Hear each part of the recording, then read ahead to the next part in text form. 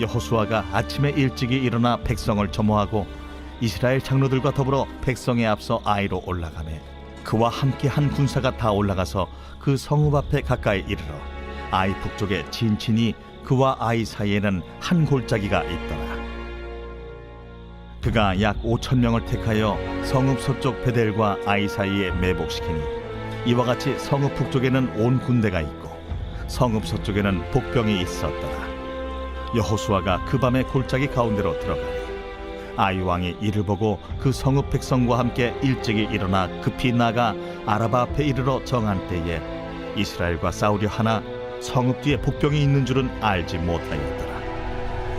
여호수아와 온 이스라엘이 그들 앞에서 거짓으로 패한 척하여 광야 길로 도망하며 그 성읍에 있는 모든 백성이 그들을 추격하려고 모여 여호수아를 추격하며 유인함을 받아 아이 성읍을 멀리 떠나니 아이와 베델에 이스라엘을 따라가지 아니한 자가 하나도 없으며 성문을 열어놓고 이스라엘을 추격하였더라.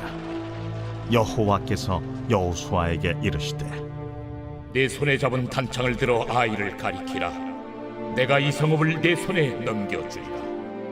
여호수아가 그의 손에 잡은 단창을 들어 그 성읍을 가리키니 그의 손을 드는 순간에 복병이 그들의 자리에서 급히 일어나 성읍으로 달려 들어가서 점령하고 곧 성읍에 불을 놓았더라. 아이 사람이 뒤를 돌아본즉 그 성읍의 연기가 하늘에 닿은 것이 보이니 이 길로도 저 길로도 도망할 수 없이 되었고 광야로 도망하던 이스라엘 백성은 그 추격하던 자에게로 돌아섰더라.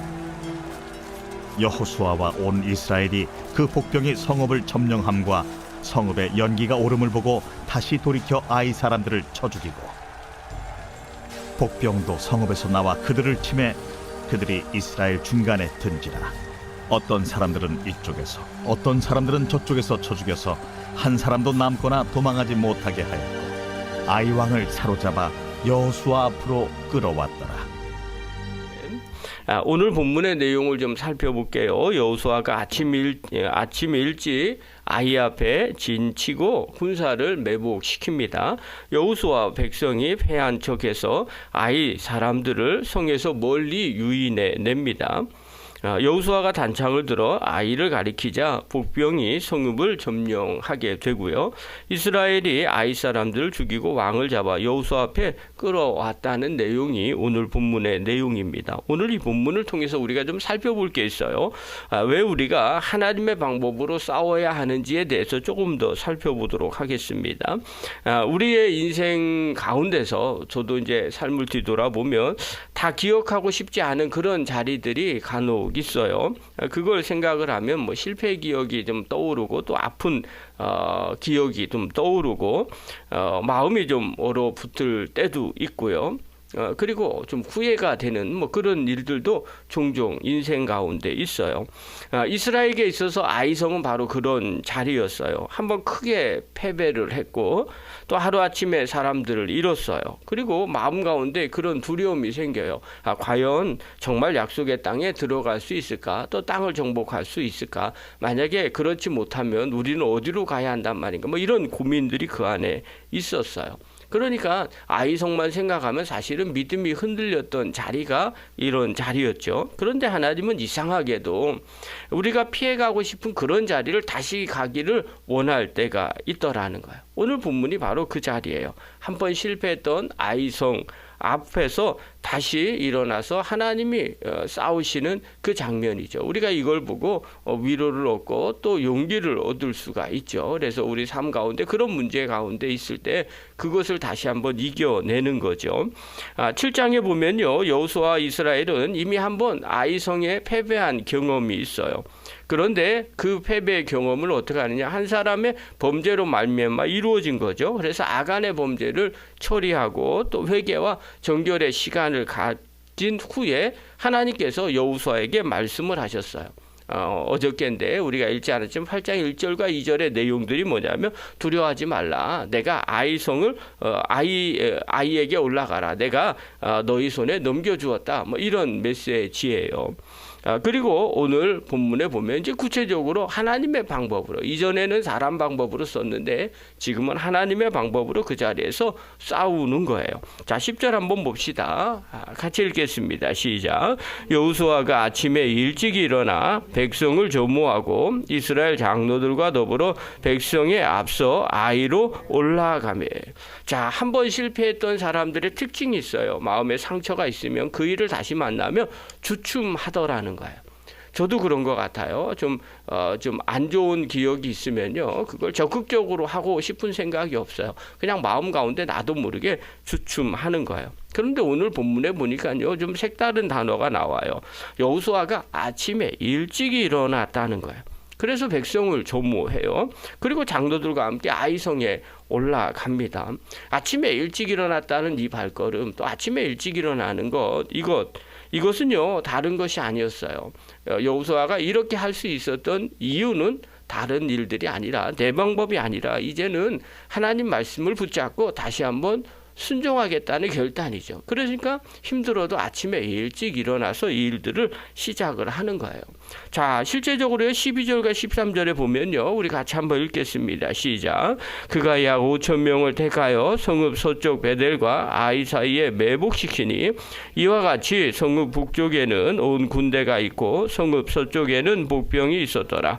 여호수아가 그 밤에 골짜기 가운데로 들어가니. 자, 하나님은요 여호수아에게 구체적으로 지시를 내렸어요. 매복 부대를 둬라.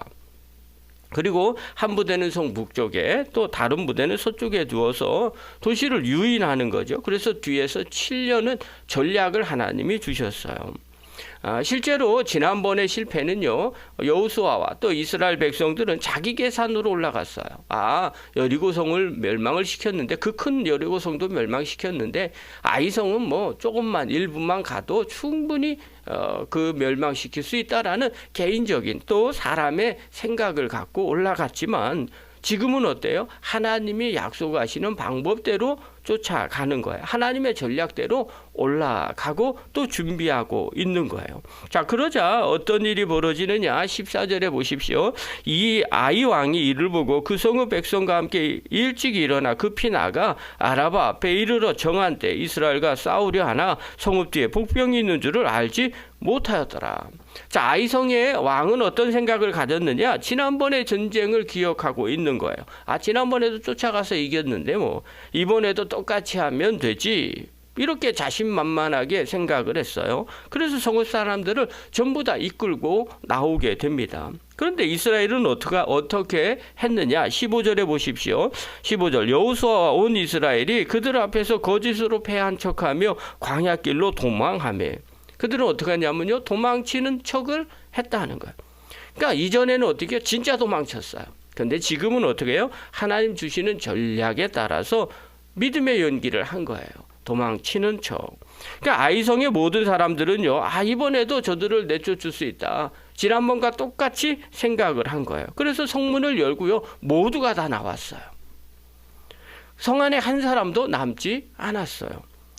사람의 눈에는요, 그들의 눈에는 어떻게 봐요? 이스라엘 백성들이 도망치는 것처럼 보인 거예요. 그런데 하나님의 눈에는 어떻게 봐요? 잘 됐다. 이스라엘 백성 눈에는 어떻게 보여져요? 잘 됐다. 정말 하나님의 작전대로 되는구나. 그렇게 보여지는 거죠. 이때 하나님께서 여호수아에게 결정적인 명령을 주십니다. 18절이에요. 우리 한번 같이 읽겠습니다. 시작. 여호와께서 여호수아에게 이르시되 내 손을 잡은 단창을 들어 아이를 가리키라. 내가 이 성읍을 내 손에 넘겨주리라. 여호수아가 그의 손을 잡은 단창을 들어 그 성읍을 가리키니. 자, 여호수아가 단창을 들고 아이성을 향해서 팔을 뻗었어요. 그 순간 복병이 자리에서 일어나서 성읍에 들어가서 불을 놓게 됩니다. 아이성 사람들이요, 뒤돌아 보니까 어떤 일이 벌어져요? 성읍에는요, 연기가 하늘로 다 올라가 있어요. 앞에는 이스라엘 군대, 그리고 뒤에서는 이제 성에서 나온 복병들이 들이닥치는 거죠. 결국 아이 사람들은 사면초가에 빠져버리게 되고요, 왕은 붙잡히게 된 겁니다. 이게 어떻게 가능했어요? 하나님 주신 전략과 또 이스라엘 여호수아가 순종하고 또 백성들이 모두 함께 그 일을 행했더니 실패의 자리가 승리의 자리로 바뀌어지는 순간이 되었어요. 처음에 아이성의 전투는요, 이스라엘 백성들은 자기 생각을 가졌어요. 그리고 자기 계산으로 자기 경험으로 싸우다가 패한 전쟁이었어요.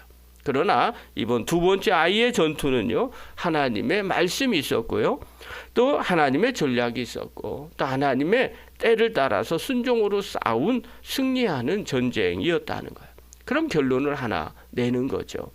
어제의 실패가 오늘의 인생의 실패가 아니라는 거죠.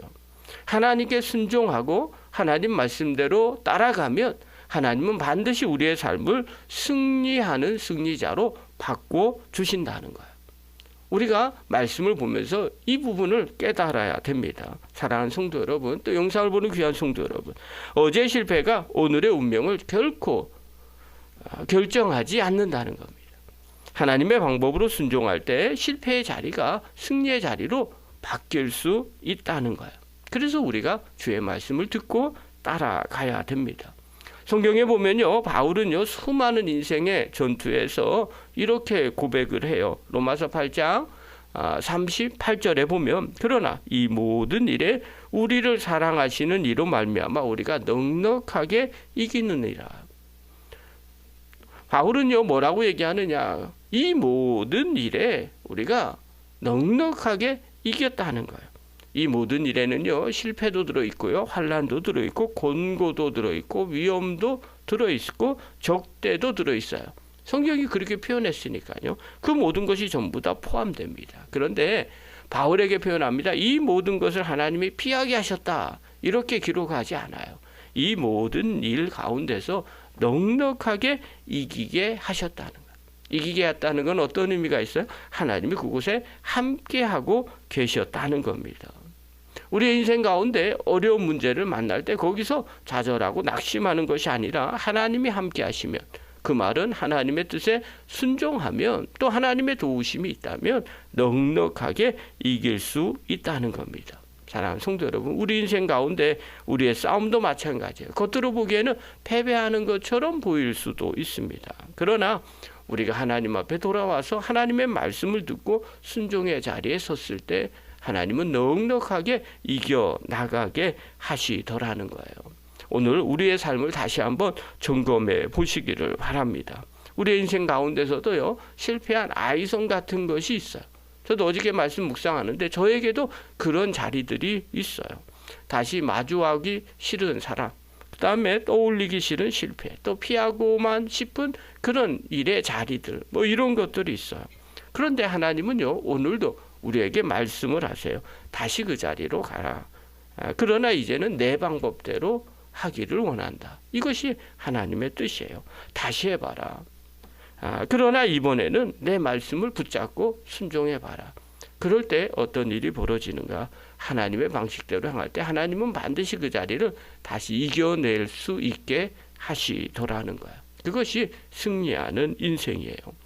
오늘 내 방식이 아닌 주님의 방식으로 순종해서 다시 한번 승리하는 믿음의 거룩한 종들 되기를 간절히 축원합니다.